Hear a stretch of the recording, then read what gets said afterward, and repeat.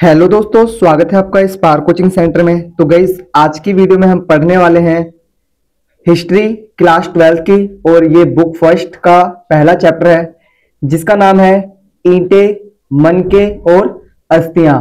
और ये वीडियो का पार्ट फर्स्ट है क्योंकि ये चैप्टर आपका बहुत बड़ा है, इसीलिए मैंने इसको पार्ट वाइज डिवाइड करा ताकि आपको कम से कम समय लगे एक पार्ट में और कम से कम समय लगे दूसरे पार्ट में।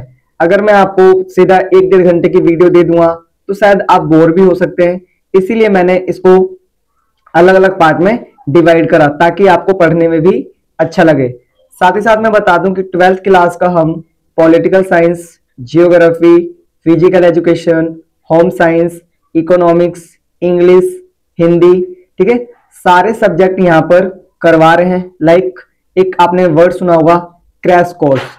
क्रैश कोर्स का अर्थ होता है मतलब कि अगर आपने अभी तक प्रिपरेशन नहीं की है तो उस क्रैश कोर्स में आपको पूरी तरीके से प्रिपरेशन करवाया जाएगा और अच्छे मार्क्स आप उस कोर्स के द्वारा ले पाएंगे। तो हम यहाँ पर जो क्रैश कोर्स है वो समझ लो कि बच्चों को इस साल फ्री करवा रहे हैं, तो आप ज्यादा से ज्यादा बेनिफिट लीजिए। साथ ही साथ अभी तक आपने चैनल को सब्सक्राइब नहीं करा है तो चैनल को सब्सक्राइब करिए ताकि कहीं ना कहीं आपको जितनी भी वीडियोस मैं अपलोड करूं सबका नोटिफिकेशन सबसे पहले आपके पास पहुंच जाए। तो आइए स्टार्ट करते हैं वीडियो को। बता दूं मैं आपको कि सारी प्लेलिस्ट बनी हुई है, जस्ट आपको अपने अकॉर्डिंग विजिट करना है। अगर आपको हिंदी का देखना है, इंग्लिश का देखना है या फिर और सब्जेक्ट हैं पॉलिटिकल, जियोग्राफी, तो आप उसके अकॉर्डिंग अपना बैच ज्वाइन कर सकते हैं। प्लेलिस्ट बनी हुई है 2025 और 26 लिखा हुआ है, ठीक है, पॉलिटिकल, हिस्ट्री जो भी है। तो आप एक बार डीपली देखिए ताकि कहीं ना कहीं आप सारी चीजें सीख सके। आइए देखते हैं, वीडियो को पूरा देखिएगा और 5 सेकंड का वेट करिएगा थोड़ा सा, हम जल्दी ही अपलोड कर देंगे, ठीक है। तो देखिए यहाँ पर बता रखा है महत्वपूर्ण जानकारी। सबसे पहले हमने जानना है कि चैप्टर में महत्वपूर्ण है क्या। तो दिखा रखा है हेरोडोटस को इतिहास का पिता कहा जाता है। देखिए जो हेरोडोटस है उनको इतिहास का क्या कहा गया है, पिता, यानी कि वो इतिहास के एक तरीके से जनक माने जाते हैं, ठीक है।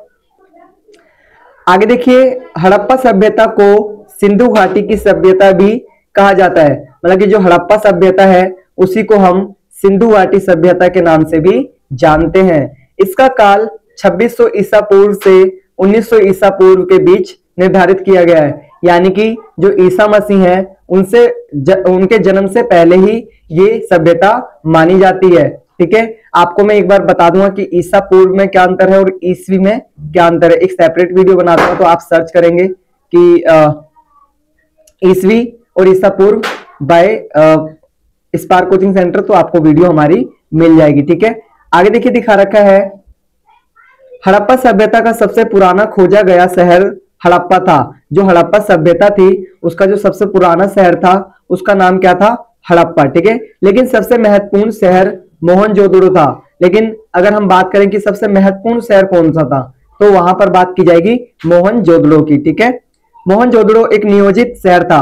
मोहनजोदड़ो कैसा था, एक नियोजित शहर, मतलब कि जहां पर नालियां अच्छी हो, गलियां अच्छी हो, घर अच्छे से बने हुए हो, ठीक है, मतलब सारी चीजें वहां पर बढ़िया हो। नियोजित मतलब पहले से ही योजना कर रखी होगी कि इस चीज को ऐसे करना है। जैसे आपने अभी देखा हुआ सोसाइटी और कॉलोनीज में, दोनों में क्या डिफरेंस है। जो सोसाइटीज होती है वो पूरी तरीके से डेवलप होती हैं, तो उसी तरीके से जो मोहनजोदड़ो था वो भी कहीं ना कहीं पूरी तरीके से डेवलप था। आगे दिखा रखा है हड़प्पा सभ्यता में शासक यानी राजा की भूमिका महत्वपूर्ण थी। यानी कि जो हड़प्पा सभ्यता थी वहां पर एक राजा होता था और बाकी उसकी प्रजा होती थी और वो बहुत महत्वपूर्ण व्यक्ति माना जाता था, ठीक है। आगे देखिए दिखा रखा है सिंधु घाटी की सभ्यता की खोज में दो पुरातत्वविदों दयाराम साहनी और राखालदास बनर्जी का प्रमुख योगदान रहा है, ठीक है। मतलब कि यहाँ पर दो पुरातत्वविद हैं, ठीक है, दो खोजकर्ता जिनका बहुत महत्वपूर्ण योगदान रहा है अगर सिंधु घाटी सभ्यता की खोज की हम बात करें तो, ठीक है। तो गाइज ये जो इंपॉर्टेंट पॉइंट्स हैं ये आपके पेपर में 1-1 मार्क्स या फिर आपके जो 8 मार्क्स के आते हैं या फिर 3 मार्क्स के, उनमें एक तरीके से पॉइंट के थ्रू ये आप लिख सकते हैं इजीली। साथ ही साथ इस साल तो हम डिजिटल बोर्ड की कामना भी नहीं कर सकते, but next year I will try कि मैं आपको डिजिटल बोर्ड के द्वारा पढ़ाऊं। साथ ही साथ बेस्ट टीचर्स लाइक हिस्ट्री के अलग, पॉलिटिकल के अलग, इंग्लिश के अलग, ज्योग्राफी के अलग, मतलब सारे अलग अलग टीचर से आपको टीच करवाऊं, ताकि कहीं ना कहीं आप लोग जो हमसे जुड़े हुए हैं वो बहुत अच्छा तरीके से पेपर में मार्क्स गेन कर पाए। हालांकि आप लोग 12th पास कर जाएंगे, लेकिन आई विल ट्राई कि जो बीए होता है उसका भी मैं यहाँ पर कुछ ना कुछ आप लोगों के लिए करूं इस चैनल के माध्यम से। तो गाइज जस्ट आपको करना क्या है, ज्यादा से ज्यादा वीडियो को शेयर करना है। और देखिए इस वीडियो का पर्पज ये भी है कि ये उन बच्चों तक भी पहुंच सके जो किसी कारणवश ट्यूशन वगैरह नहीं जा पाते, ताकि उनका भी कहीं ना कहीं बेनिफिट हो सके। आइए चलते हैं आगे। दिखा रखा है हड़प्पा सभ्यता की जानकारी खुदाई में मिली इमारतें, मृत भांड, औजार, आभूषण, मूर्तियां तथा मोहरे इत्यादि से मिली है। मतलब देखो कोई भी सभ्यता होगी उसकी पहचान कैसे होगी, उसको हम कैसे जान पाएंगे, जब वहां पर कुछ ऐसी चीजें मिले जिनसे हाँ पता लगे कि हाँ यहाँ पर कोई सी सभ्यता थी। मान के चलो अभी हम रह रहे हैं जहां पर, ठीक है, ये भी किसी कारण भूकंप से या फिर किसी कारणवश पूरा तबाह हो जाए, तो मान के चलो कि कुछ लोग बच जाए और फिर बाद में वो आए इधर घूमने के लिए, तो वो खोदे तो यहाँ पर कुछ कपड़े मिले, कुछ आभूषण मिले या फिर कुछ ईंटें मिली, तो उनको क्या पता लगा कि यहाँ पर पहले लोग रहा करते थे। तो ऐसी जो हड़प्पा सभ्यता थी उसकी पहचान जानकारी कैसे मिली कि इमारतें मिली, ठीक है, मृत भांड मिले, औजार मिले, आभूषण मिले, मूर्तियां मिली और मोहरे इत्यादि भी मिली। ठीक है, आगे देखिए दिखा रखा है हड़प्पा सभ्यता एक नगरीय सभ्यता थी। इसकी प्रमुख विशेषता इसकी नगर निर्माण योजना है। और जो हड़प्पा सभ्यता थी ना वो एक नगरीय सभ्यता थी, मतलब कि गांव टाइप का नहीं था, बहुत अच्छा टाइप का, शहर टाइप का, ठीक है, नगर टाइप का, जैसे आप लोग आज रह रहे हैं ना हम लोग, वैसे ही पहले था। ठीक है, ऐसा। ठीक है, आगे दिखा रखा है। और ना ये नगर निर्माण योजना थी, मतलब कि जैसे नगर होते हैं ना वैसे था ये हड़प्पा सभ्यता। ये नहीं कि गलियां कहीं भी जा रही है, नाली कहीं भी बह रही है, नहीं, सब चीज एकदम नियोजित था, मतलब पहले से ऑलरेडी सारी चीजें बढ़िया थी। ठीक है, मतलब बनाया ही ऐसा गया था ताकि बहुत अच्छी तरीके से एक सोसाइटी वाला आप कह सकते हैं, ठीक है, रहन सहन था। आगे दिखा रखा है हड़प्पा सभ्यता की बस्तियां दो भागों में विभाजित थी, दुर्ग व निचला शहर। देखिए आपने देखा होगा अभी भी दो भागों में विभाजित है, एक कॉलोनी सुना होगा आपने और एक अपार्टमेंट सुने होंगे। ठीक है, तो देखिए जो कॉलोनीज होती है वो कैसी होती है, नॉर्मल होती है, जहां पर लोग रह रहे हो, ठीक है, मतलब आम आदमी रह रहा हो। लेकिन जो सोसाइटी होती है उसमें कौन रहता है, बड़े बड़े लोग रहते हैं। तो ऐसे ही जो दुर्ग हुआ करते थे उसमें मतलब कि बड़े बड़े लोग, राजा वाजा रहते थे, और जो निचला शहर था उसमें लोग बाग रहा करते थे। ठीक है, ये यहाँ पर बताया गया है। आगे देखिए बता रखा है हड़प्पा सभ्यता में इस सड़कें व नालियां एक दूसरे को समकोण पर काटती थी। मतलब जो हड़प्पा सभ्यता की जो सड़कें व नालियां थी वो एक दूसरे को किस पे काटती थी, समकोण पर, कि ना जैसे 90 डिग्री का कोण बनता है ना, मतलब ऐसे टाइप की थी। ठीक है, मतलब यहाँ भी 90 डिग्री का ऐसे ऐसे, मतलब जैसे आज आप देखते हो ना चौराहा, जैसे आज नालियां हैं अपनी कॉलोनीज में, ठीक है, सोसाइटी में, वैसे पहले हुआ करती थी हड़प्पा सभ्यता में। सोचो कि इतने वर्ष पहले इतनी बढ़िया व्यवस्था थी और आज कितनी घटिया व्यवस्था है। मतलब कि कहा जाए तो जो पहले के जो लोग थे उन्होंने देखो क्या बढ़िया चीजें कर रखी थी ऑलरेडी भारत में। ठीक है, भारतीय बात हो रही है यहाँ पर, भारत में ऐसा था। और यहाँ पर ना जो जल निकासी का मतलब कि जो जल निकासी की व्यवस्था थी वो बहुत ज्यादा बढ़िया थी।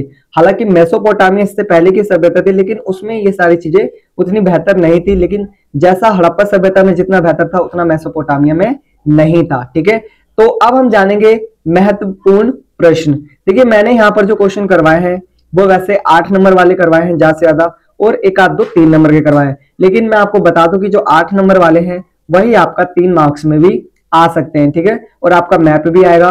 तो इससे पहले वाली आप वीडियो जाकर देखिए, ठीक है, जिसमें मैंने इंडेक्स बताया, आपको वहां उस वीडियो को देखना बहुत जरूरी है। उसका रीजन बता रहा हूं ताकि आपको ये पता लग सके कि हमारे जो पेपर में क्या नाम है, जो चैप्टर्स आ रहे हैं वो कितने हैं और उनमें से कितने कितने मार्क्स का आ रहा है। मतलब कि 3 बुकें हैं तो 3 बुकों में से कितने कितने मार्क्स का पेपर में आएगा और मैं कितना कितना क्या पढ़ना है। ठीक है, और 5 मार्क्स का आपका बच्चों मैप आएगा। ठीक है, तो अच्छे से प्रिपेयर कर लीजिएगा और इस वीडियो को पूरा देखिए, आपको डेफिनेटली बहुत सारी चीजें हिस्ट्री के बारे में अच्छी लगेंगी। ठीक है, और कहीं ना कहीं आपके जो मार्क्स हैं वो भी अच्छे आ पाएंगे।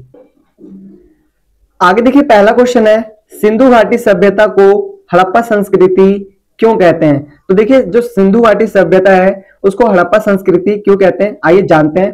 पहला दिखा रखा है, इसकी सर्वप्रथम खोज 1921 ईस्वी में दयाराम साहनी ने की। मतलब कि जो सिंधु घाटी सभ्यता की जो खोज है, ठीक है, मतलब पता जो लगाना, वो किसने किया था? 1921 में करा था और दयाराम साहनी ने करा था, ठीक है, याद रखिएगा। आगे दिखा रखा है सिंधु घाटी सभ्यता की सर्वप्रथम खोज हड़प्पा नामक स्थान पर हुई, इसलिए इसे हड़प्पा संस्कृति कहते हैं। मतलब जो सिंधु घाटी सभ्यता की अगर हम खोज की बात करें, जब वो खोज रहे थे तो सबसे पहले जो प्रमाण मिले थे वो हड़प्पा सभ्यता में मिले थे, ठीक है, तो इसीलिए इसका नाम भी क्या रख दिया गया? हड़प्पा सभ्यता या फिर हड़प्पा संस्कृति, ठीक है, याद कर लेंगे, वेरी गुड। आगे देखिए, 1 मार्क्स का क्वेश्चन पेपर में पूछा जा सकता है, हड़प्पा सभ्यता की खोज कब हुई? तो बहुत इजी क्वेश्चन है ये, आप याद रखिएगा, 1921 में, यानी 1921 में, ठीक है। चलिए आगे देखते हैं। देखिए ये वाला क्वेश्चन आपका पेपर में 3 मार्क्स का आ सकता है, तो अच्छे से पढ़िएगा, ठीक है। यहां पर मैंने वही क्वेश्चंस लिखे हैं जो कहीं ना कहीं पेपर के अकॉर्डिंग बहुत ज्यादा इंपॉर्टेंट है, ठीक है। तो क्वेश्चन नंबर 3 देखिए, हड़प्पा शहरों की जल निकासी प्रणाली का वर्णन कीजिए। जो हड़प्पा सभ्यता है वहां पर जो जल निकासी है यानी कि नाली का पानी, उसकी व्यवस्था का आपको यहाँ पर पूरा वर्णन करना है, ठीक है। अगर ये 8 नंबर का आ जाए तो 8 नंबर में भी आप बना के लिख सकते हैं। अभी ये 3 नंबर का मैंने यहाँ पर प्रिपेयर किया है, हालांकि 5 पॉइंट्स लिख दिए हैं, लेकिन आप पेपर में 3 ही पॉइंट्स लिख सकते हैं, ठीक है। तो देखिए पहला आंसर दिखा रखा है, नियोजित जल प्रणाली हड़प्पा शहरों की एक खास विशेषता थी। मतलब कि जो हड़प्पा सभ्यता है उसकी अगर हम खास विशेषता की बात करें तो उसमें नियोजित जल प्रणाली है। मतलब कि वहां पर जो जल निकासी था ना वो कहीं ना कहीं बहुत ज्यादा अच्छा था, बहुत ज्यादा डेवलप था, और वो ऐसा था कि वहां पर जैसे पानी रुकता नहीं था, ठीक है। मतलब कि समकोण पर एक तो नालियां एक दूसरे को काटती थी, जिससे जो नाले होते थे वो बहुत ज्यादा अच्छे बनाए गए थे, जिससे पानी बाहर निकल जाता था, ठीक है। मतलब घरों से भी पानी अच्छी तरीके से बाहर चला जाता था। जैसे आपने देखा होगा आजकल कॉलोनीज में भी उतनी बढ़िया सुविधा नहीं है जितनी हड़प्पा सभ्यता में हुआ करती थी। आगे देखिए दूसरा, सड़कों तथा गलियों को लगभग एक ग्रिड पद्धति में निर्मित किया गया था। मतलब कि ग्रिड पद्धति में क्या किया गया था? उनको निर्मित किया गया था, यानी कि एक दूसरे को किस पे काटती थी? समकोण पर, ठीक है। जो एक दूसरे को समकोण पर काटती थी, यानी कि उनको इस तरीके से बनाया गया था कि जो नालियां और जो सड़कें थी वो कहीं ना कहीं एक दूसरे को समकोण के रूप में काटती थी, ठीक है। तीसरा दिखा रखा है, ऐसा लगता है कि पहले नालियों के साथ गलियों का निर्माण किया गया था। मतलब कि गली और नाली दोनों को एक साथ बनाया गया था, तभी इतनी ज्यादा अच्छी व्यवस्था वहां पर हो पाई थी, ऐसा माना जाता है। आगे दिखा रखा है, मुख्य नाले गरे में जमाई गई ईंटों से बने थे। मतलब कि जो मुख्य नालियां थी ना, जो मेन नालियां, उनको किससे बनाया गया था? मतलब कि ईंटों से, बढ़िया तरीके से, ठीक है, बढ़िया तरीके से, मतलब कि गारे में, ठीक है। आगे दिखा रखा है, तथा इन्हें ऐसी ईंटों से ढका गया था जिन्हें सफाई हेतु हटाया जा सके। जैसे आपने आजकल नॉर्मल देखा होगा कि हम अपने जो ईंट वगैरह होते हैं उनको हटाकर हम क्या कर सकते हैं? नालियों की सफाई कर सकते हैं। तो वैसे ही जो हड़प्पा सभ्यता थी उनमें कुछ ऐसे ईंटों का प्रयोग किया गया था, ऐसे ईंटों से नालियों को ढका गया था जिनका सफाई हेतु हटाया जा सके, मतलब जिनको सफाई के लिए हम हटा सके, ऐसे ईंटों का प्रयोग किया गया था, ठीक है। आगे दिखा रखा है, घरों के गंदे पानी को यदि गलियों की नालियों से जोड़ना था तो हर एक घर की कम से कम एक दीवार का गली से सटा होना जरूरी था। मतलब कि जो घर की जो नालियां थी ना, अगर उनको एक दूसरे से जोड़ना था तो वो क्या होती थी? हर घर की कम से कम एक दीवार का गली से सटा होना जरूरी था। मतलब कि हर गली में एक घर ऐसा हो जो जिसकी जो नाली है ना उसकी दीवार से सटा हुआ हो, ठीक है, ऐसा यहाँ पर व्यवस्था की गई थी। तो कहने का मतलब है जो नालियां थी ना वो वहां पर बहुत ज्यादा अच्छी थी, जो जल निकासी थी, इसी के लिए तो हड़प्पा सभ्यता का नाम लिया जाता है, ठीक है। देखिए अब जो मैं क्वेश्चन करवा रहा हूं ये अपने आप में ही मोस्ट इंपॉर्टेंट क्वेश्चन है। ऐसा मैं क्यों बोल रहा हूं? क्योंकि इन क्वेश्चंस को मैंने कहीं ना कहीं पहले पेपर में देखा है, साथ ही साथ सपोर्ट में भी है, और साथ ही साथ मैंने यहाँ पर अलग अलग टाइप के पेपर देखे जिनमें ये क्वेश्चंस बार बार 8 नंबर में या फिर 3 नंबर में पूछा गया है। तो अगर 8 नंबर का आएगा तो वेल एंड गुड, ठीक है, 8 मार्क्स के मैंने 8 पॉइंट लिखवा दिए। अगर ये 3 मार्क्स का आता है तो आप 3 में भी इजीली इसको डिफाइन कर सकते हैं, लेकिन पढ़ना आपको सिर्फ 8 ही मार्क्स का है, ठीक है। तो आइए देखते हैं, हड़प्पा सभ्यता की नगर निर्माण योजना का विस्तार से वर्णन कीजिए। यानी कि जो हड़प्पा सभ्यता है उसकी जो नगर निर्माण योजना है उसका आपको यहाँ पर वर्णन करना है। 8 मार्क्स का क्वेश्चन पेपर में आ सकता है, तो गाइज आपको जरूर पढ़ना है और अच्छे से प्रिपरेशन करके जाना है। तो आइए स्टार्ट करते हैं। ठीक है, हड़प्पा सभ्यता हड़प्पा सभ्यता विश्व की सबसे प्राचीन और विकसित नगरीय सभ्यताओं में से एक थी। मतलब जो हड़प्पा सभ्यता है वो सबसे प्राचीन सभ्यता में से एक है, साथ ही साथ विकसित नगरीय सभ्यता है, मतलब कि वो विकसित है। ठीक है, जैसे आपने आज सुना होगा विकासशील देश और विकसित देश। विकसित देश में क्या है, सारी चीजें बढ़िया है, तो वैसे ही जो हड़प्पा सभ्यता थी वो कैसी थी, विकसित नगरी थी। ठीक है, आगे देखिए दिखा रखा है, इसका समय लगभग 2500 ईसा पूर्व से 1500 ईसा पूर्व के बीच माना जाता है। मतलब कि जो हड़प्पा सभ्यता का जो समय है, ठीक है, उसको क्या माना जाता है, 2500 ईसा पूर्व से 1500 ईसा पूर्व के बीच माना जाता है। इस सभ्यता के प्रमुख नगर हड़प्पा, मोहनजोदड़ो, कालीबंगन, लोथल, धोलावीरा आदि थे। मतलब कि यहाँ पर जो मुख्य नगर थे ना, जिनकी हम ज्यादा चर्चा करेंगे, जिनके बारे में ज्यादा पढ़ेंगे, वो यही थे, हड़प्पा, मोहनजोदड़ो, कालीबंगन, लोथल, धोलावीरा। जैसे कि आपने देखा हो भारत में कितने ही अलग अलग राज्य हैं, लेकिन अगर हम कुछ मुख्य नगरों की बात करें, जैसे शहरों की बात करें, तो हम बात करेंगे दिल्ली, ठीक है, कोलकाता, बेंगलोर, है ना, हैदराबाद। तो ये क्या है, ये कहीं ना कहीं अपने आप में डेवलप है, तभी इनकी मुंबई, तभी तो इनकी बात की जा रही है। तो ऐसे ही ये जो नगर थे वो बहुत ज्यादा डेवलप थे। हड़प्पा हो गया, मोहनजोदड़ो हो गया, कालीबंगन हो गया, लोथल हो गया, धोलावीरा हो गया, ठीक है, आदि थे। ठीक है, और भी थे, मतलब की, ठीक है, इन नगरों की योजना अत्यंत सुव्यवस्थित और वैज्ञानिक थी। मतलब जो ये नगर बने हुए थे ना, ये सुव्यवस्थित थे, मतलब कि नालियां बढ़िया थी, सड़कें बढ़िया थी, घर बढ़िया बने हुए थे। ठीक है, मतलब ऑलमोस्ट सारी चीजें यहाँ पर क्या थी, बढ़िया थी। इजीली व्यापार हो पाता था, इजीली आर्थिक चीजें भी बढ़िया थी यहाँ पर। ठीक है, मतलब रोजगार वगैरह भी यहाँ पर अच्छा था। ठीक है, आगे देखिए, अब हम यहाँ पर जानेंगे इनके पॉइंट्स। ठीक है, तो आप जो यहाँ पर, जैसे मैंने इसको हाईलाइट कर रखा है, आप ऐसे ही करके पेपर में लिखिएगा। ठीक है, थोड़ा सा फास्ट लिखिए, ठीक है, और अच्छे से प्रिपरेशन करने की कोशिश कीजिए, ताकि आप कहीं ना कहीं पेपर में इन्हीं क्वेश्चंस को इजीली अटेम्प्ट कर पाए। ठीक है, क्योंकि आप थोड़ी सी आपको राइटिंग स्पीड बढ़ानी पड़ेगी। आप बोर्ड का पेपर लिखने जा रहे हैं, तो उसमें थोड़ी सी राइटिंग स्पीड होनी चाहिए, क्योंकि बोर्ड के पेपर में थोड़ा सा लिखना भी बड़ा बड़ा पड़ता है, और थोड़े से अच्छे से डिफाइन करके। और अगर आप इस तरीके से अभी से नोट्स बनाते चलेंगे, तो कहीं ना कहीं जो आपका फाइनल है, जो फरवरी में होना है, उसमें आपके बहुत अच्छे मार्क्स आ पाएंगे। तो आइए देखते हैं, पहला दिखा रखा है, पहला पॉइंट, नगरों की योजना। जो नगरों की योजना थी वो कैसे थी, आइए देखते हैं। नगरों का निर्माण एक सुनियोजित योजना के अनुसार किया गया था। मतलब कि जो नगर थे वहां पर बनाए गए थे, उनमें उनको पहले ही योजना के द्वारा बनाया गया था कि हम नालियां ऐसी रखेंगे, जो सड़क है वो ऐसे रखेंगे, घर ऐसे बनाएंगे। ठीक है, मतलब सारी योजना पहले से बनी हुई थी। नगरों की सड़कों को समकोण पर बनाया गया था। जो नगरों की सड़कें थी, उनको कैसे बनाया गया था, समकोण पर। मतलब एक दूसरे को वो जब भी काटती थी तो 90 डिग्री का कोण बनता था, यानी कि टेढ़ी मेढ़ी गलियां वगैरह ऐसा नहीं था, बहुत बढ़िया तरीके से निर्माण किया गया था। ठीक है, आगे दिखा रखा है, इससे पूरा नगर जाल की तरह दिखाई पड़ता था। मतलब ये जो सड़कें वगैरह थी, जो नाली वगैरह थी, इससे क्या लगता था, जो पूरा नगर था वो कैसा लगता था, जाल की तरह। ठीक है, जाल की तरह दिखाई पड़ता था। बहुत इजी पॉइंट है, आप अपने शब्दों में भी इसको बना के लिख सकते हैं। जस्ट बस हेडलाइन ये याद करिए। ठीक है, अगर आप ये याद कर लेंगे ना, और थोड़ा बहुत डिफाइन करना जान जाएंगे, तो आपके कोई भी अच्छे नंबर आने से नहीं रोक सकता। यानी अगर 80 नंबर का पेपर आएगा, तो 70 आपके आ सकते हैं। ठीक है, बस जस्ट आपको प्रिपरेशन बहुत अच्छे से करना है। आगे दिखा रखा है दूसरा पॉइंट, नगरों का विभाजन। जो नगर है उसका विभाजन किया गया था। जैसा आज भी आपने देखा होगा, नगर का विभाजन हो रखा है, सोसाइटी और कॉलोनीज, ऐसे पहले भी था। देखो, नगरों को दो भागों में बांटा गया था।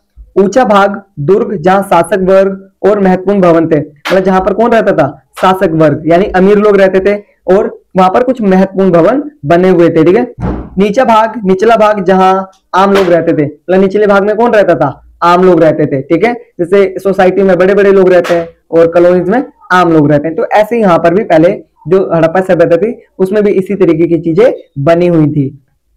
देखिए दोस्तों, मैं एक चीज बता दूं, जैसे मैं आपको यहाँ पर नोट्स करवा रहा हूँ, यहाँ पर चाहे मैं आपको जितने ही अच्छे नोट्स प्रोवाइड करवा लूं, लेकिन जब तक आप सेल्फ स्टडी नहीं करेंगे ना, आपको कितने ही बढ़िया से नोट्स मिल जाए, कितनी बढ़िया से सारी चीजें मिल जाए, कितने ही बढ़िया आपको टीचर मिल जाए, जब तक आप खुद से पढ़ेंगे नहीं, खुद से याद नहीं करेंगे, खुद से लिख के नहीं देखेंगे, तब तक की सारी चीजें यूजलेस हैं। ये ध्यान रखिएगा। आपको पढ़ना तो देखिए खुद ही पड़ेगा, एक टीचर बस आपका मार्गदर्शन करता है, करते बच्चे ही हैं। ठीक है, तो जो बच्चे करते हैं वो, उनको पता होता है सेल्फ स्टडी। तो आप सेल्फ स्टडी करना स्टार्ट करिए, आप कहीं ना कहीं जो भी पढ़ रहे हैं ना वो याद रहेगा आपको definitely. Self study is the key to success, ठीक है। आगे देखिए, आप ना आईएएस वगैरह की एक आध दो इंटरव्यूज देखिए, वो खुद कहेंगे कि मैं 12-12 घंटे पढ़ता था, 14-14 घंटे पढ़ता था। तो वो सेल्फ स्टडी है, ठीक है। वो ये मत सोचिए कि कोई पढ़ा रहा है उनको, वो खुद पढ़ रहे हैं इतने इतने घंटे, तभी तो यूपीएससी वगैरह का एग्जाम निकाल पा रहे हैं, ठीक है। तो वो सेल्फ स्टडी है। कहीं आप सोच रहे हो कि टीचर पढ़ा रहा हूं उनको, नो, वो सेल्फ स्टडी। मेरे हिसाब से एक जो आम स्टूडेंट होता है उसको 4 घंटे डेली का देना है। अगर वो नहीं दे रहा है तो वो अपने साथ खिलवाड़ कर रहा है, ठीक है। आगे देखिए, तीसरा, मकानों की रचना। जो मकानों की रचना थी वो किस तरीके से की गई थी, आइए देखते हैं। मकान पक्की ईंटों से बनाए जाते थे। जो मकान थे वो कैसे बनाए जाते थे, पक्की ईंटों से। अधिकांश मकान 2 या 3 मंजिले के होते थे, मतलब ज्यादातर जो मकान होते थे वो 2 या 3 मंजिलों के होते थे। मतलब देखो उस समय भी जो मकान थे वो 2-3 मंजिल के हुआ करते थे, ठीक है। हर मकान में आंगन, कमरे, रसोई घर, स्नान घर और नालियां होती थी। मतलब हर घर में क्या होता था, आंगन होता था, कमरे होते थे, रसोई घर होता था और साथ ही साथ स्नान घर तथा नालियां भी होती थी। मतलब नालियां भी बनी हुई थी, जैसे गंदा पानी जाने के लिए, ठीक है। ये सारी व्यवस्था वहां पर की गई थी। दरवाजे प्राय गलियों की ओर नहीं बल्कि आंगन की ओर खुलते थे। मतलब जो जो दरवाजा, एक ही मेन दरवाजा होता था, मतलब कि एक पूरे घर में एक मेन दरवाजा होता था और उन दरवाजों में एक ही गेट होता था, ठीक है। और उसमें से वो एंटर करते थे। लेकिन जो बाकी जो कमरे वगैरह बने हुए थे ना, जो बाकी घर बने हुए थे, उनका गेट कहाँ खुलता था, आंगन में ही खुलता था। मतलब वो सेफ्टी बहुत अच्छे से रखा करते थे। जैसे आजकल क्या है कि जो हर घर को देखो तुम अलग अलग, मतलब हर किसी का अलग अलग दरवाजा, लेकिन पहले ऐसा नहीं होता था। पहले एक ही दरवाजा होता था, फिर अंदर जाकर फिर अलग अलग घर हुआ करते थे और वो आंगन में ही गेट खुलता था, ठीक है, उनका ऐसा था। दोस्तों अभी मैं उस तरीके से आपको डिफाइन नहीं कर पा रहा हूं जैसे कि आपको करना चाहिए था, लेकिन उसका रीजन है क्योंकि डिजिटल बोर्ड वगैरह की आवश्यकता पड़ती है, उसमें बताना पड़ता है इस टाइप का इस टाइप का। अब इसमें मैंने बड़ी मुश्किल से लिख के प्रैक्टिस करा है, ठीक है, तब आपको मैं यहाँ पर करवा रहा हूँ, ठीक है। उसमें क्या होगा, डिजिटल बोर्ड में सब चीज बना बना के सामने दिख जाता है, बोर्ड पे भी चीजें हो नहीं पाएंगी। तो next year I will try कि आपका सपोर्ट रहेगा तो हम बिल्कुल डिजिटल बोर्ड के द्वारा आपके जो छोटे भाई बहन होंगे उनको 11th और 12th पढ़ाएंगे, साथ ही साथ 9वीं 10वीं 8वीं 7वीं सभी को स्टार्ट करेंगे, ठीक है। तो ज्यादा से ज्यादा सपोर्ट करिए, चैनल को शेयर करिए ज्यादा से ज्यादा, ठीक है। आगे देखिए, चौथा दिखा रखा है जल निकासी व्यवस्था। जो हड़प्पा सभ्यता है, आपने पहले ही पढ़ लिया कि जो जल निकासी व्यवस्था थी वहां पर बहुत बेहतरीन थी। तो यहां देखते हैं, हड़प्पा सभ्यता में जल निकासी व्यवस्था अत्यंत उन्नत और वैज्ञानिक थी। वह जो हड़प्पा सभ्यता है उसमें जो जल निकासी की योजना थी, जो व्यवस्था थी, वो बहुत ज्यादा उन्नत थी, अच्छी थी और वैज्ञानिक थी। मतलब कि वैज्ञानिकों के अनुसार वो डिजाइन की गई थी। हर घर की नाली मुख्य नाली से जुड़ी थी। मतलब जो हर घर की नाली थी वो किससे जुड़ी हुई थी, मुख्य नाली से, मतलब जिससे जो नाला बहता है ना, पानी बाहर जाता है, उससे जुड़ी हुई थी। हर घर की, सॉरी, यहाँ पर नालियां पक्की ईंटों से बनी होती थी और उनके ऊपर ढक्कन लगे रहते थे। जो नालियां थी वो कैसे बनी रहती थी, पक्की ईंटों की, ठीक है। नालियां कैसे बनी रहती थी, पक्की ईंटों की।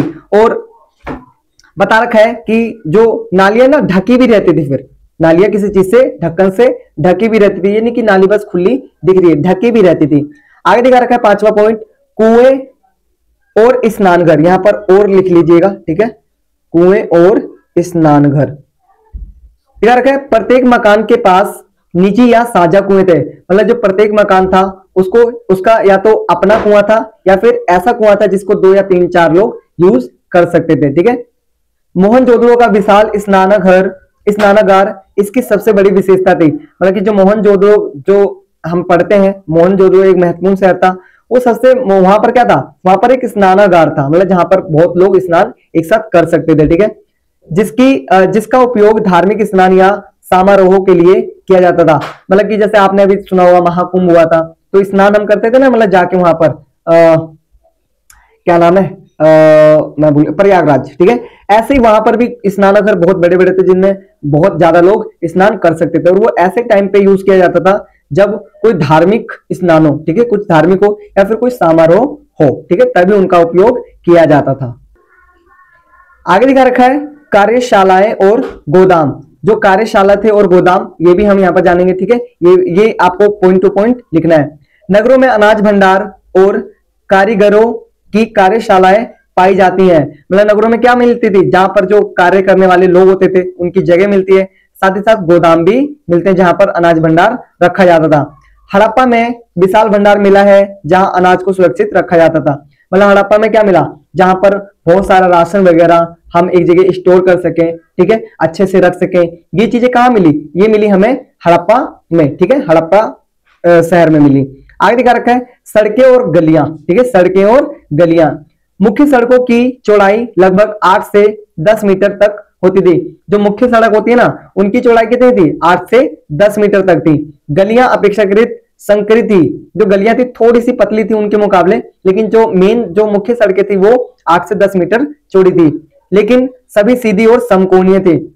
लेकिन ऐसा नहीं है कोई ऐसे जा रही हो, ठीक है, कोई ऐसे सांप के जैसे नहीं थी, सभी एक दूसरे को समकोण पर काटती थी। मतलब जैसे आप लोग आज बड़े बड़े चौक्स वगैरह पे जाते हो ना, चौक जो होते हैं सड़के वाले, तो ऐसी थी पहले की व्यवस्था। ये नहीं कि गलियां टेढ़ी जा रही हैं, इधर से उधर कट रही हैं, नहीं, एकदम सीधा सब कोई, हर हर गली अपने आप को समकोण पर काटती थी, नालियां समकोण पर काटती थी और सड़कें भी अपने आप को समकोण पर काटती थी। मतलब बहुत अच्छी व्यवस्था हो रखी थी, ठीक है, ऐसा बोला जा सकता है। आगे दिखा रखा है नगर निर्माण की विशेषता है। जो नगर निर्माण की विशेषता है वो देख लेते हैं। नगरों का निर्माण एक समान योजना और ईंटों के समान आकार से किया गया था। नगरों में प्रशासनिक नियंत्रण और योजना का स्पष्ट प्रमाण मिलता है। मतलब जो नगर बनाए गए थे ना, वहां पर जो घर बनाए गए थे वो बहुत अच्छी तरीके से ईंटों से बनाए गए थे, और साथ ही साथ वहां पर प्रशासनिक नियंत्रण, मतलब कि जैसे जो राजा वगैरह होते थे वो सभी जनता के लिए जो भी कार्य करते होंगे, ठीक है, उनकी भलाई के लिए, ठीक है, उनको दंडित करना, या फिर जो भी जैसे आजकल प्रशासनिक काम होता है ना, उस समय भी हुआ करता था। जो वहां पर सरकार थी, जैसे राजा था पहले तो सरकार के रूप में, तो वहां पर राजा ये सारे कार्य किया करता था, ठीक है, और कुछ कुछ योजना बनाते थे अपने क्या नाम है लोगों के लिए, वो भी वहां पर दिखाई पड़ती है। ये दर्शाता है कि नगर प्रशासन बहुत व्यवस्थित और तकनीकी रूप से उन्नत था। मतलब जो नगर प्रशासन है वो भी बहुत ज्यादा अच्छी और व्यवस्थित तकनीक के द्वारा बनाया गया था और उन्नत था, ठीक है, मतलब बढ़िया था सारी चीजें, कहने का मतलब ये है। निष्कर्ष दिखा रखा है। निष्कर्ष देखिए आप लोग 12th में है, ठीक है, पता नहीं आप लोग 11th से लिख रहे थे नहीं लिख रहे थे निष्कर्ष, लेकिन बच्चों अगर आपको अच्छे मार्क्स गेन करने हैं ना, तो आप बिना निष्कर्ष के कोई भी 8 नंबर वाला क्वेश्चन मत करिए। आप पॉलिटी में भी लिखते हैं, मैंने पॉलिटी में भी बता रखा है, ठीक है, आप यहाँ से पॉलिटी की वीडियो देख सकते हैं, जियोग्राफी की देख सकते हैं, physical education, home science, English, Hindi, सभी चीजों की मैंने यहाँ पर वीडियो अपलोड कर दी है। जस्ट आपको प्लेलिस्ट के अकॉर्डिंग विजिट करना है। और बात करूं मैं निष्कर्ष की, तो बिल्कुल निष्कर्ष आपको देना है। अगर आप निष्कर्ष नहीं देते हैं तो कहीं ना कहीं आप उस तरीके के स्टूडेंट नहीं है जैसा मैम आपको सोच रही है, सोचना चाह रही है, ठीक है, जैसा आपको वो नंबर देना चाहते हैं। तो निष्कर्ष जरूर लिखिए, ठीक है। देखिए यहाँ पर निष्कर्ष, हड़प्पा सभ्यता की नगर निर्माण योजना प्राचीन काल में मानव बुद्धिमत्ता और शहरी जीवन की उत्कृष्ट मिसाल थी। मतलब जो हड़प्पा सभ्यता की जो नगर निर्माण योजना है ना, वो अपने आप में बेहद बुद्धिमत्ता का काम है, ये दिखाता है, ठीक है, अपने आप में बहुत उच्च नगरों का निर्माण माना जाता है, ठीक है, उस समय की। इसकी सुव्यवस्थित सड़कें, जल निकासी प्रणाली, मकान निर्माण और सार्वजनिक भवन आधुनिक नगर नियोजन के समान थे। मतलब कि जैसे आज आप लोग सारी चीजें देखते हैं ना, आज समाज में देख रहे हैं कि नालियां कितनी बढ़िया बनी हुई है, सड़कें कितनी बढ़िया है, घर कितने व्यवस्थित रूप में, जो सार्वजनिक भवन है वो कितने बढ़िया है। तो ऐसे ही ना पहले भी था, ऐसे ही हड़प्पा सभ्यता के टाइम भी था। सोचो कब की बात हुई, जब ईसा मसीह का जन्म भी नहीं हुआ था, उससे पहले इतनी बढ़िया व्यवस्था थी। तो सोच रहे हो कि मतलब कहाँ 3000 साल पहले ऐसा था, ठीक है, 3-3.5 साल पहले, और आज देखिए आज भी वैसा ही है। मतलब आज के जैसा ही 3.5 साल पहले भी हुआ करते थे नगर वगैरह, ठीक है। तो ये टोटल आपका 8 मार्क्स का क्वेश्चन पेपर में पूछा जा सकता है। अच्छे से प्रिपेयर करके जाइएगा ताकि कहीं ना कहीं आप अच्छे मार्क्स गेन कर पाए। आगे देखिए एक और क्वेश्चन इंपॉर्टेंट है, क्वेश्चन नंबर 5। ये भी आपका पेपर में 8 मार्क्स का पूछा जा सकता है, तो अच्छे से प्रिपेयर करके जाइएगा, क्योंकि मैं यहाँ पर वही क्वेश्चंस करवा रहा हूँ जो पेपर में आ सकते हैं और पॉसिबिलिटी 100% है, ठीक है।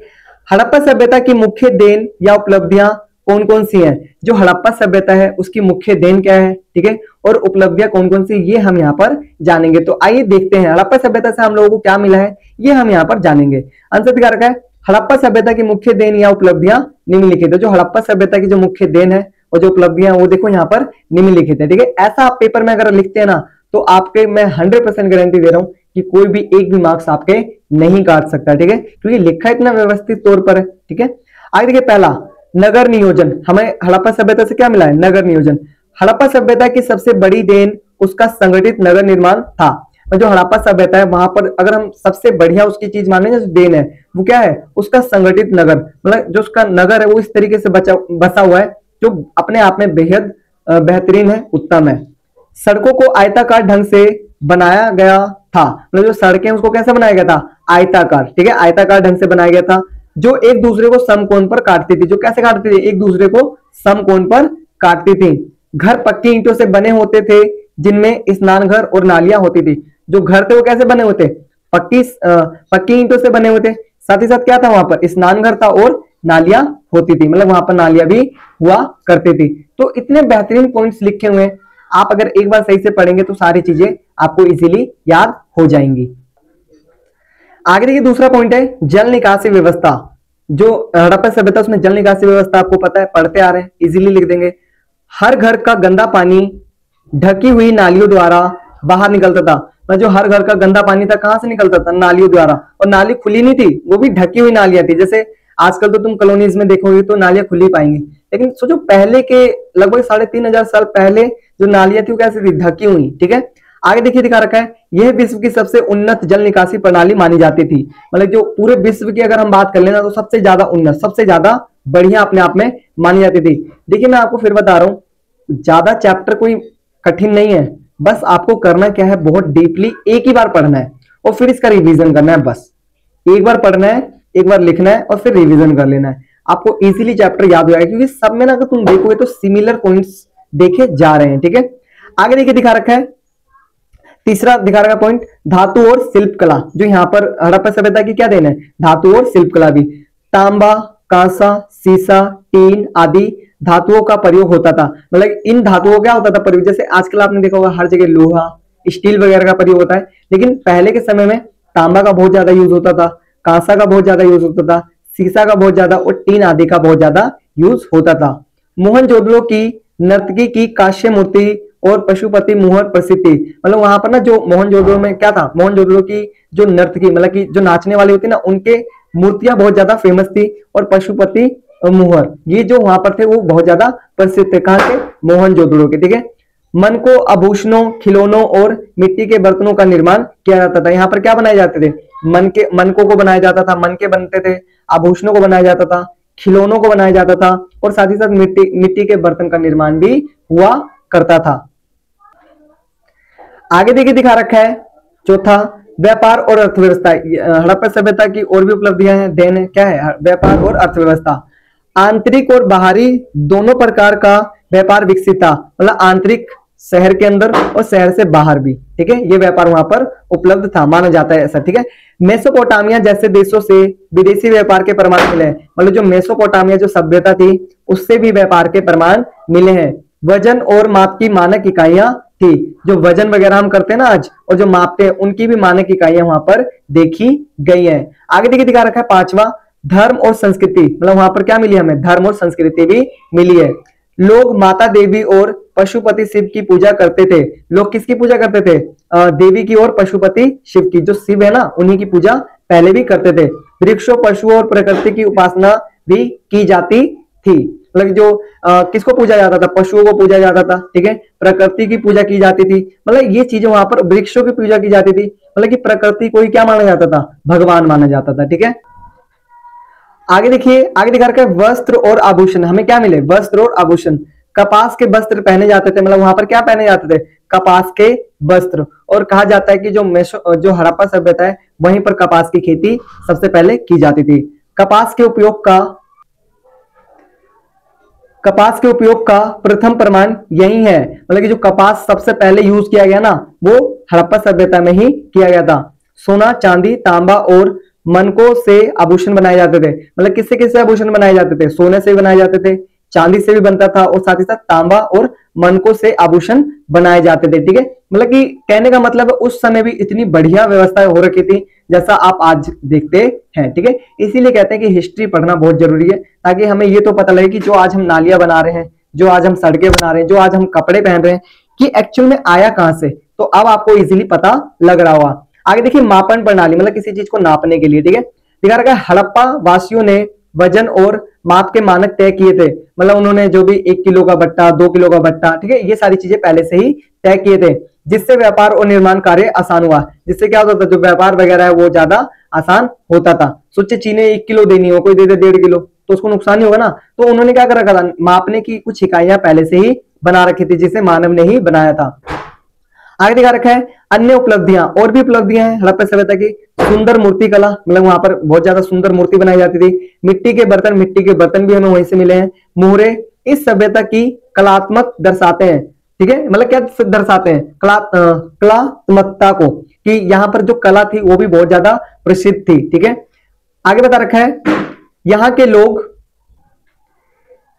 के लोग शांति प्रिय, मेहनती और वैज्ञानिक सोच वाले थे। मतलब यहाँ के लोग कैसे थे, शांति को बढ़ावा देते थे, मेहनती थे, काम करने के लिए हमेशा अग्रसर रहते थे, वैज्ञानिक सोच वाले, मतलब कि ऐसी चीजें सोचते थे ना जो वैज्ञानिक दृष्टिकोण से अच्छी हो, मतलब कि वैज्ञानिक तरीके से, ऐसा नहीं कि अनलॉजिकल चीजें, लॉजिकल चीजें सोचते थे, ठीक है।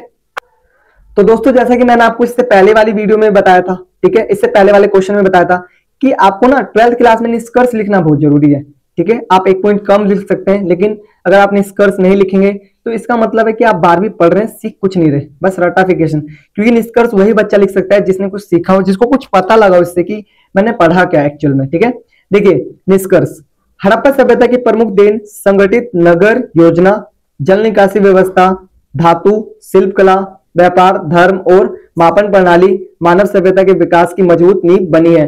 मतलब जितने भी अभी आपको मैंने यहाँ पर पॉइंट्स करवाए थे ना, उन्हीं को इसने थोड़ा सा इसमें लिखा है, ठीक है। निष्कर्ष ऐसे लिखा जाता है, इसमें लिखा और उसने बोला ये क्या है, ये मानव सभ्यता के विकास की मजबूत नींव है। मतलब कहीं ना कहीं यहाँ से जो मानव है, अगर मानव ने, देखो अभी जो हम घर वगैरह बना रहे हैं वो कहाँ से ली गई है, वो इन्हीं सभ्यताओं से तो ली गई है बातें, ठीक है। हिस्ट्री से तो चीजें सीखी जाती हैं, तो हिस्ट्री पढ़नी बहुत जरूरी है। आगे दिखा रखा है इसीलिए इसे प्राचीन विश्व की सबसे उन्नत सभ्यताओं में से एक माना जाता है। देखो क्यों माना जाता है इसको उन्नत, क्योंकि यहाँ पर जो सारी चीजें अगर देखा जाए, नाली हो गई, सड़कें हो गई, ठीक है, घर हो गए, इतने सुव्यवस्थित तरीके से बनाए गए थे कि जिनका आज भी कोई तोड़ नहीं हो पाया है, ठीक है।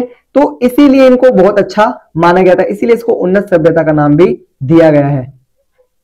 तो देखिए अभी तक हमने 8-8 नंबर के जो 2 महत्वपूर्ण क्वेश्चन थे वो हमने करे, साथ ही साथ मैंने आपको 3 मार्क्स का क्वेश्चन भी करवाया, साथ ही साथ मैंने आपको कुछ इंपॉर्टेंट चीजें भी बताई। अब हम क्वेश्चन नंबर 6 देखते हैं। हड़प्पा सभ्यता की कृषि और कृषि प्रौद्योगिकी के मुख्य पक्ष कौन से थे। तो आइए आप जानेंगे कि कृषि और कृषि प्रौद्योगिकी के मुख्य पक्ष कौन से थे, ये जानेंगे, ठीक है। आंसर दिखा रखा है, हड़प्पा सभ्यता की कृषि और कृषि प्रौद्योगिकी के मुख्य पक्ष निम्नलिखित है।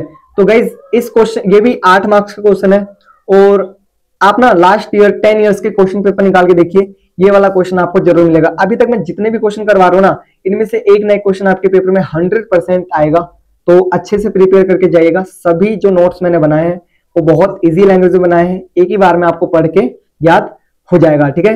वेट फॉर पार्ट 2, ठीक है, पार्ट 2 में बहुत जल्दी ही अपलोड कर दूंगा, तो कमेंट करिएगा कि पार्ट 2 चाहिए या फिर नहीं, ठीक है। और वीडियो कैसी लगी ये भी एक बार मुझे सजेस्ट बताइएगा कि वीडियो कैसी थी, एक्सप्लेनेशन कैसा लगा आपको। तो सारी चीजें आप बताएंगे तो हम आने वाले टाइम में और भी बेहतरीन चीजें आप लोगों के लिए कर पाएंगे। तो मिलते हैं पार्ट 2 में, तब तक के लिए टाटा बाय बाय, जय हिंद, जय भारत।